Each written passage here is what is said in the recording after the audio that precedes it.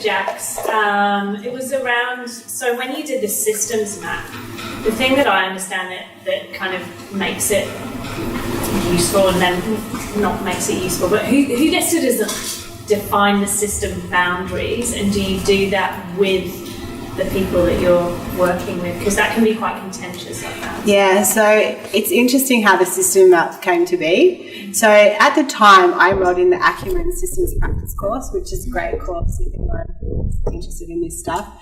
And I was doing it with two colleagues who weren't involved in the project, and we decided that we would use the project as a way to formulate the systems map. So the systems map, in a sense, I had designed it for facts because it was meant to take the helicopter view. And because the NGO were kind of inside that system, it wasn't really for them because they were a player in the system. But what we got from it was 6 hypotheses for change, to almost like the focus area. So, for example, look at partnerships in community, look at social enterprise, look at helping the service sector understand the requirements of that community in terms of cultural awareness and actually what the community needed in order to reach those more harder to reach parts of the community. So the system map evolved on the data that we had. We used that question, how might we support the community to co-create a better, I can't remember what it was, better future or something. So that was the frame that we used. But while we were doing the course, we went through different iterations of that map. And it wasn't done in a way, it was done on the side. So, I mean, the point of doing the systems map in terms of the approach was to try and understand where are the best intervention points. So that's where we got to. We said at the end of it, here are some places that we recommend that you focus on. Yeah. So I think it's a really useful tool, but it just seems like it's a really big, it's kind of big piece of work that requires a lot of participation. And that's what was missing, because I wasn't able to get that because of the context of the project. And I was hoping to be able to get that with facts and with the NGO, but it didn't play out in that way. Yeah. Right. Yeah, so I think, can I just also add, because I think that the theory of change also provides a map of the system, and the process through doing that is through actually engaging in those dialogues with the stakeholders, and then almost like coding the discussions to figure out what all the different parts are, and then checking and rechecking with people to see, have we actually caught every aspect that is actually critical into this, and the boundaries are there. And it's almost like if it's not critical, then it gets left off at this point. But it's also a living document, because at each point, when you actually filter down to particular areas, you might find that you need to unpack that zone, because there's a system within a system within a system, and that's a lovely thing with it. So I think it's also just considering that it's a living document and that you might need to move to different zones and unpack different zones at different moments in time. Mm-hmm.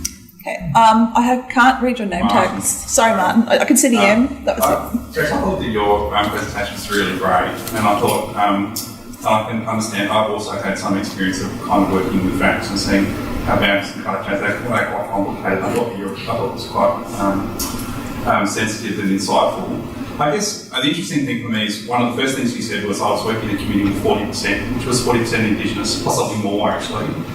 And so the first question for me would be around, I guess, sort of social permission to, I guess, work within that community.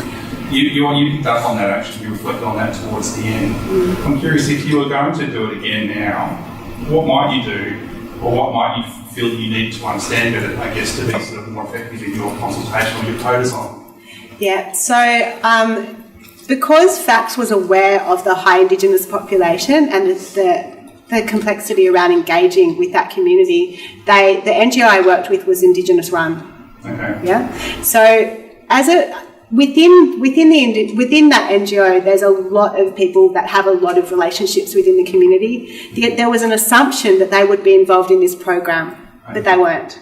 Yeah. So if I was to do it again, I would, as I mentioned, I would want somebody like a translator. I can't remember what the terminology I use, but someone who thinks in a systems way, but who has Indigenous cultural knowledge.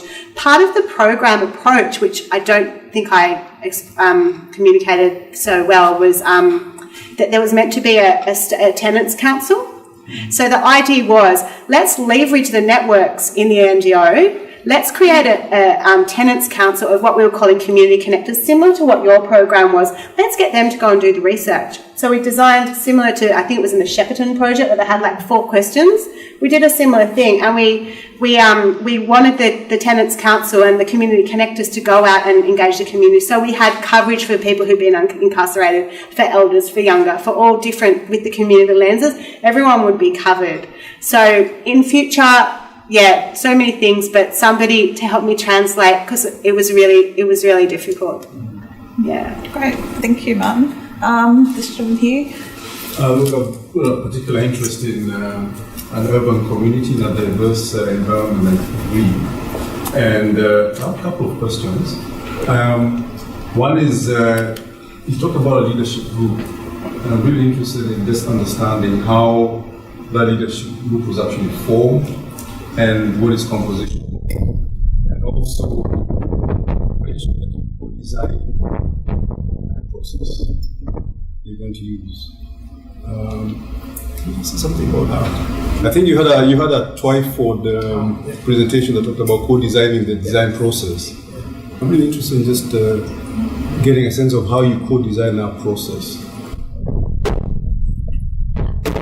Talk about the leadership before you came, and then maybe you can. Sure. So the leadership was really fascinating. Because and I think that this is a thing around being actually responsive to the life cycle of the community and the group. So as David mentioned, it began with a number of key community members who were already active in the community, but were just community members and residents in the thing, who were concerned around losing the fabric of the community. And they'd sort of seen a lot of projects that had fingers in the pie with lots of the different projects, and had seen the projects and seen project successes, but what their concern was around not getting any population level change, and particularly in an environment where potentially housing could be at risk.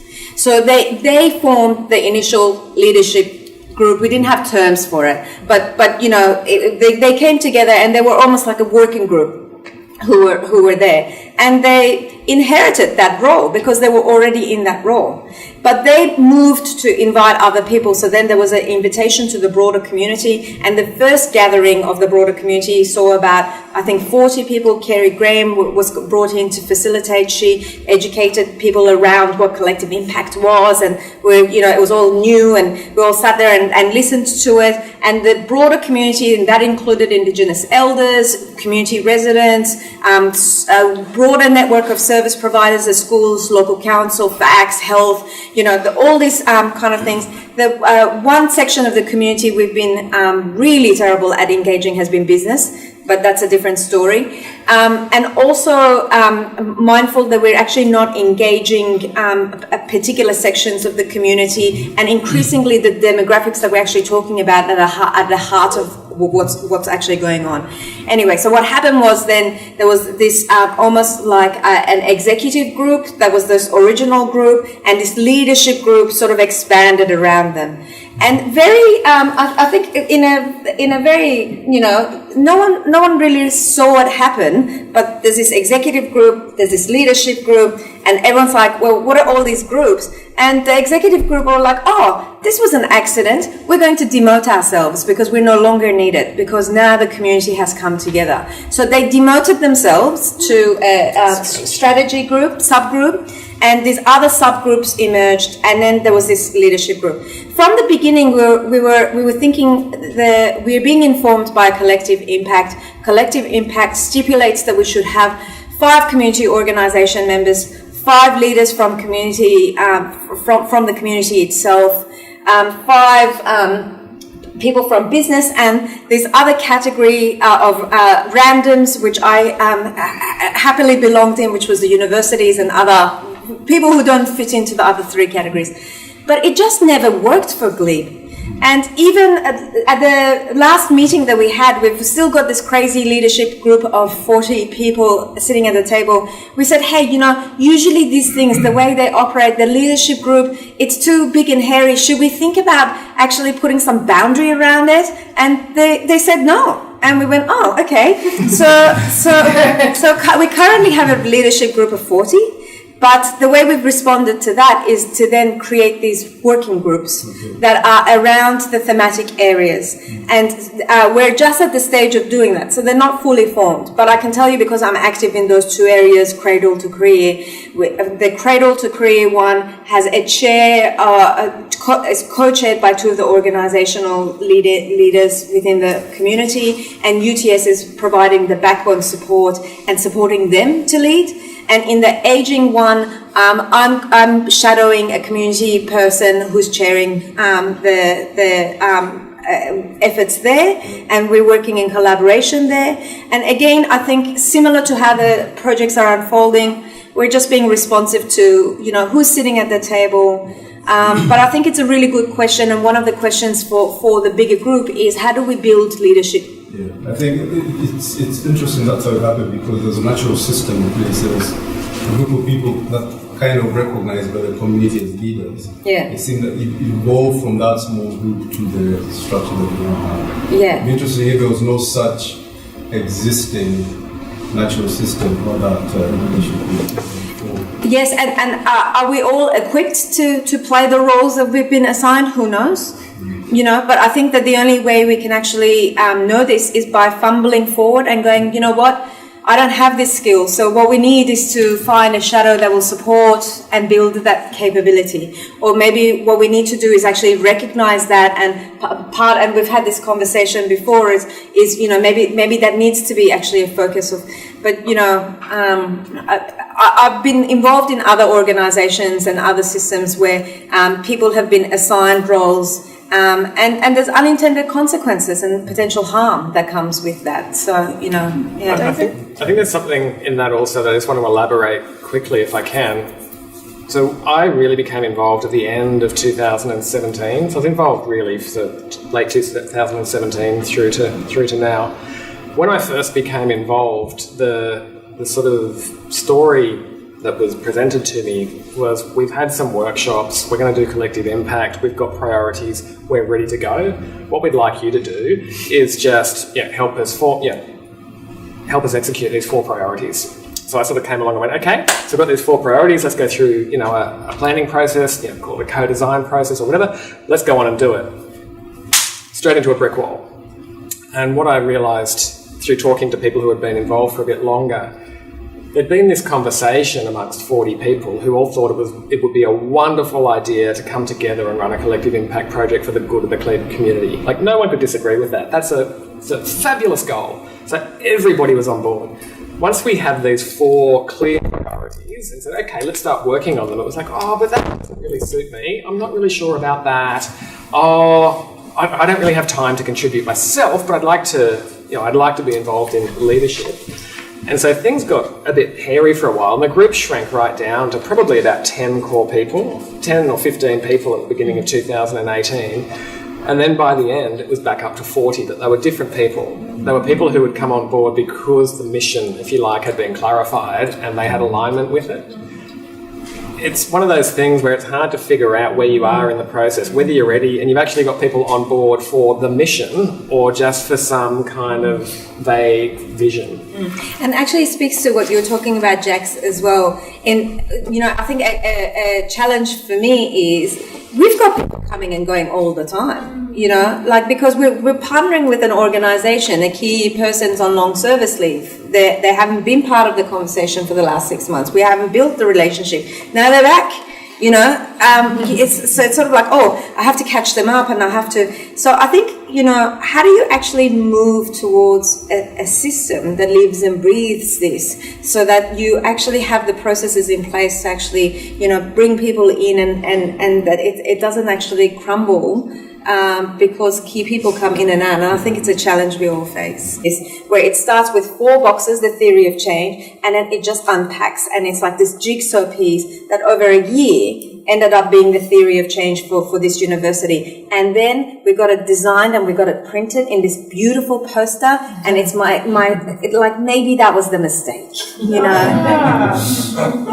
It's beautiful, you know. But changing it now, it's a little bit challenging. So I will never get Erin She's an amazing designer, people, but she kills movement. Anyway, she unintentionally beautiful, amazing designer. I'll show it to you. So that's the question. So the process that we followed was we began with people and said to them, what brings you here to Glebe? You know, what's your vision? You know, why is it that you get out of bed and you do what you do? And they told us that story. You know, like, I'm here because of this. And we spoke to them about, well, what are the things that actually enable you to do what you do? What are the challenges you face? How do you overcome them? And we actually spoke to that first, like when I showed you the map of the people. We had one-on-one interviews with the key people who were at the heart closest to the center. And we spoke to all of them. And we said, you know, when you work with people, like when you operate, who do you operate through?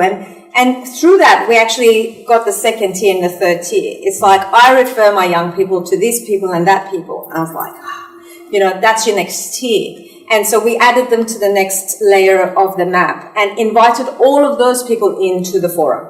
And that became the group of 40. And we said, you know, the closest to the community have told us that you guys are the people who are connected to this. You're the ones that are actually contributing to this. Tell us about that.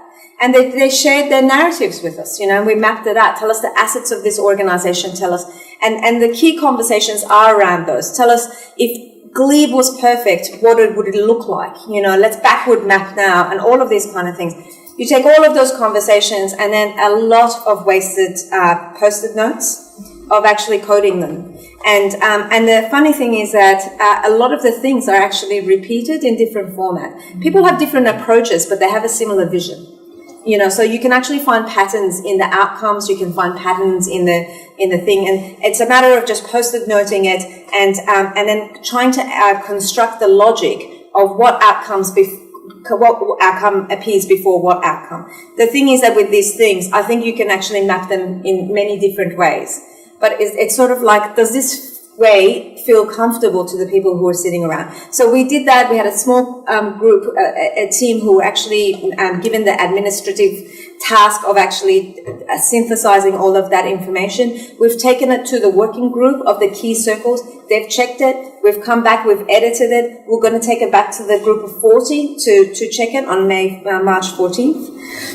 So we do that through a process of actually just bouncing it back and forth until people say, are the critical things on this map for this moment?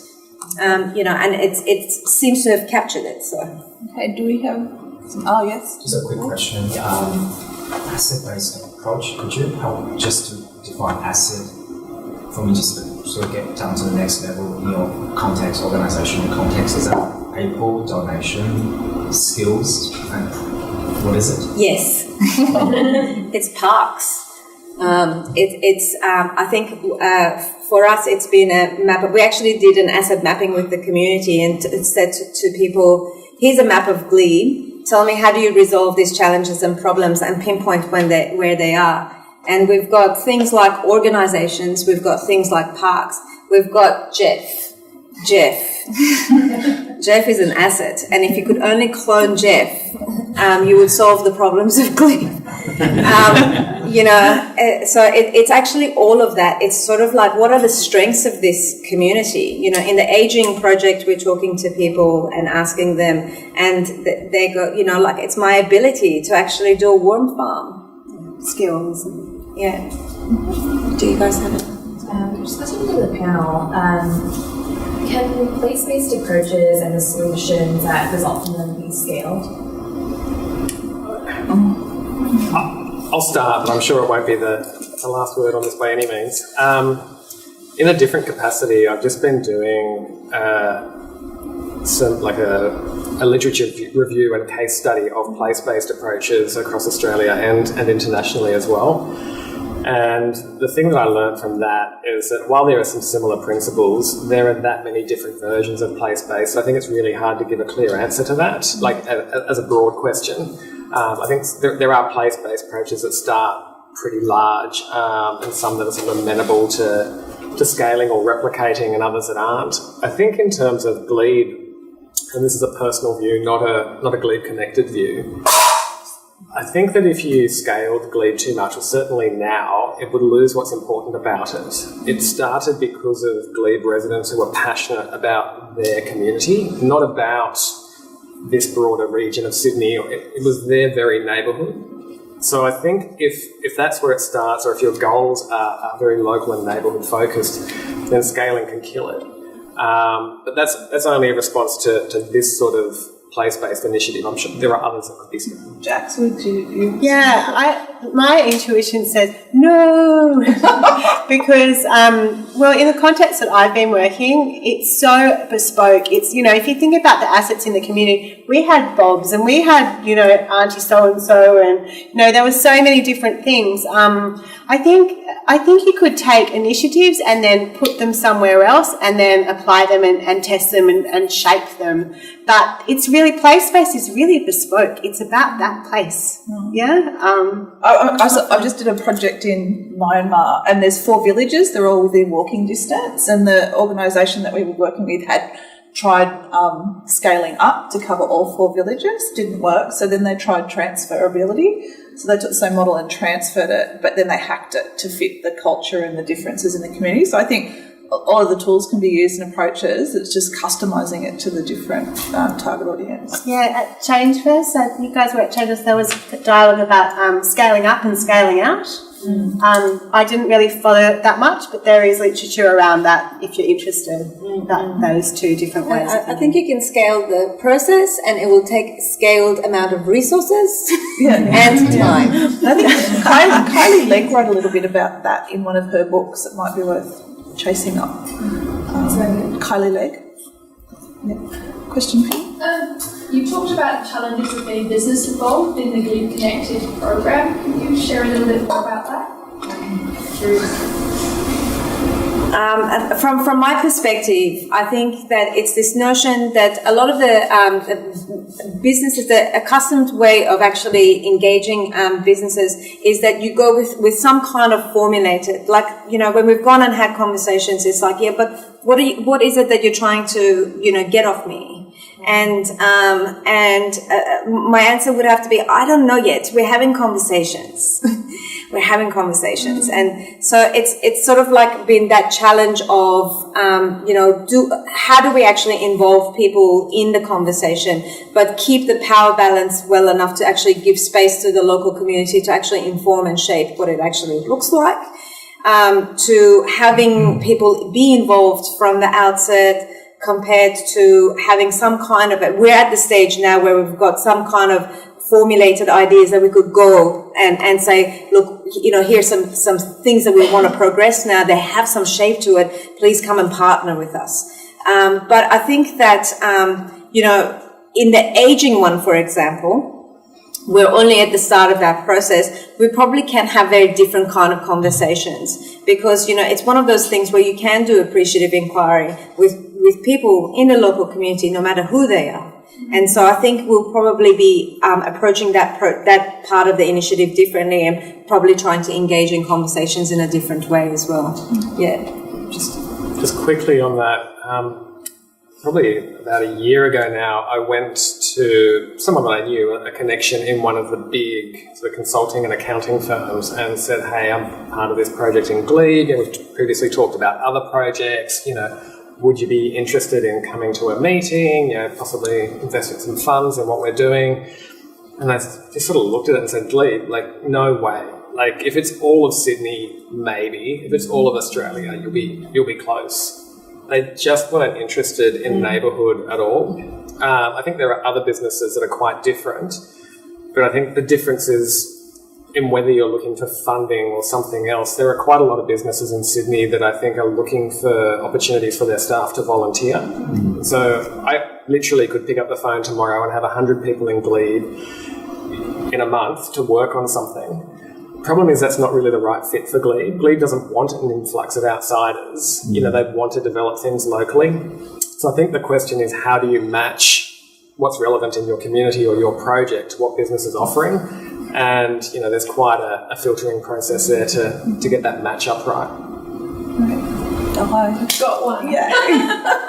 And then So, I was just sort of thinking, you know, from a design perspective, and I don't know how many people are design practitioners in the room, but, you know, it's always about the conclusion of one job and the start of the next if you're in a studio model. Like, with other kind of backgrounds in terms of community development, it's a lot different approach. And so these projects really straddle some of that thinking, particularly the people up here on the panel.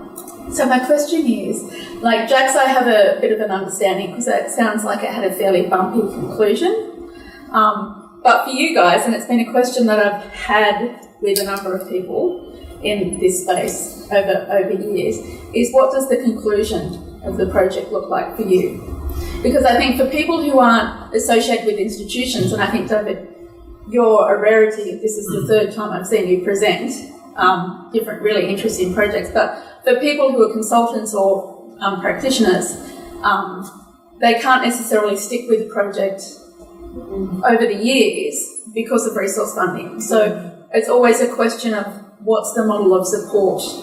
And so I'm really interested from you guys to understand what you think the conclusion of the project or your involvement in the project might look like. I would hope for Glebe that there is no conclusion. And I think that there's a challenge for staff that are involved to make sure they don't become, you know, too ingrained in the project so that when they move on, things start to collapse. I think this is more about creating a way of working and a way of living and being in Glebe that will hopefully be sustained. Now, I realise that may not happen, that may not be reality, but that would be the aspiration, that you create a local culture in Glebe where this is part of how things work. That would be the aspiration from my point of view. And it doesn't need someone with your skill set. Yeah, absolutely. And at the moment, UTS provides this backbone support. And Mitra, I don't know if you put a time frame on it, but UTS, I don't think, has any intention of staying in Glebe forever, because the hope would be that in a number of years' time, community members will be skilled and experienced and confident and will carry on the work themselves. Is that? I think that's precisely right, yeah. I'd like to just add something. The intention for my project was to build capacity and co-design capability of the NGO, and my engagement may not be finished because I may be coming in on a different way, working with the service sector. The idea is about building capability, building that different way of thinking, being person-centred and teaching co-design methodologies and creating shared understanding of the problem domain amongst diverse stakeholders. But yeah, it's a great question, the commissioning thing with design. Great question. We have a question over this side, and then one last question with Martin, then we'll wrap up. Yep. Yeah, thank you. I'm a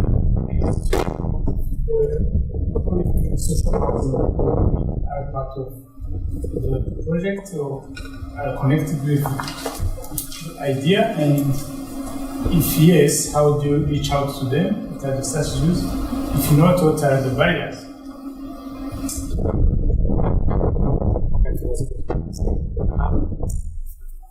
There's not, to be honest, a groundswell. There are a couple of people that are sort of actively involved. One of the things that I think we do have going for us is we have a very key community member who's been a long-term member of the leadership group who sort of liaises between the two. So she spends a lot of time in community and then comes and inputs to the leadership group. So we've got that sort of model where, ideally I think we'd like more people involved in the leadership group from that background, but I think the other thing to say is we've been really cautious not to want to overpromise that community. So there's a bit of a risk, and I used to work for state government in public housing, and I've worked on a number of projects since in public housing estates. So I think the biggest problem that I've seen is the creation of these new shiny projects that disappear after 1 or 2 or 3 years and the community feels let down and pissed off. So we've been playing this game where we're kind of like, we want their input, but we don't want to build their hopes, and we seem to have this good relationship and connection and information flows. So we've been, like with everything else, kind of grappling our way through that, not knowing what exactly the right sort of approach is. I think the one thing I can say with some confidence is the longer we go and the more stable we become, the more input and connection and trust and long-term relationships that we would want and expect. Does that make sense? There we go. Martin. So, in terms of Lilley, as you're now moving, I guess you've got some components that are kind of now implementable, or you should now start to see implementation of some components. How do you imagine balancing sort of an implementation narrative, I guess, within the group and design, expansive sort of co-design around other emerging areas? What do you imagine that's going to sort of start to look like? We've landed and just at this point now, so stay tuned. We'll sort of see where we land. But it's almost like trying to actually identify, use the theory of change to identify where those hot zones are. But also acknowledge that there's 3 tiers of engagement. There's going to be business as usual. And what we hope for business as usual is that the business as usual now has brought into a shared vision, and that there will be some level of accountability or progress demonstrated towards that shared vision. We would imagine that the next conversation we're going to have with the big group is that if this is actually an agreement for the community, what do we all agree success looks like, and what are we happy to actually speak into? And is there a way of actually tracking that over time through... We'll take responsibility for tracking. Right. Yeah. Kind of thing. And so at least the kind of people who are not really interested in the experimentation zones, don't have the capacity, are not resourced to, they're still part of the narrative. What they do is still important, and we're actually keeping them in the fold, and that we're all moving. The second tier that we want to create is this space where people think, you know what, if I redirect some of my resources in a different way, I might be able to experiment. And I'm interested in learning about co-design. I want to learn about new processes. And this is a problem for me. This is a problem I've never been able to solve. So I would like to put up my hand and say, I'd like to experiment with this space. And how do we actually create a container where a number of key people can come together around a focused problem and use co-design to answer that aspect of it. And then the third tier, which I think is really significant for us, is this is the hairy problem that is swept under the rug all the time. And we don't know what that looks like. Co-design isn't even going to cut it. It might take a series of co-designs, it will take heavy conversations, and it will take resourcing. And this is what David's alluding to. We're not willing to go there, because what we would like to see is community members as partners, as true partners, are compensated for the knowledge that they're contributing to this table, as equals. We acknowledge that that's really challenging. It comes with its own set of problems. We recognize all of that. And we're now looking for partners who are, brave enough to come to the table and say, and this is a classic, I heard Kerry Graham talk about Bernie in this and say, whatever it takes, this is the vision, whatever it takes. I don't know what it looks like, but I'm willing to give it a go. And I suspect it will be a much smaller cluster, but at least we'll get the ball rolling. If we can get it resourced, we'll do it. If we can't, I'm not going to be the person who I think promises the world and delivers nothing. Okay, well, it's been a great panel. 2 great presentations this evening with 3 really fascinating presenters, so let's give them a big thank you.